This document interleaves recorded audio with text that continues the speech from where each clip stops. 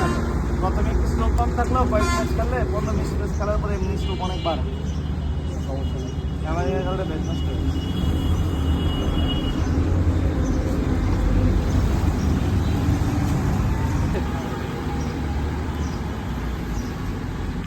ব্যাটের ব্যাপারে আর কি বলবো, ব্যাট তো অবভিয়াসলি ভালো হবে, কারণ আমি ভিডিও দেখে আপনার থেকে অর্ডার দিয়েছি। এখন আমার কাছে ভালো মনে হয়েছে, খেলার পর ইনশাল্লাহ রিভিউ দিতে পারবো।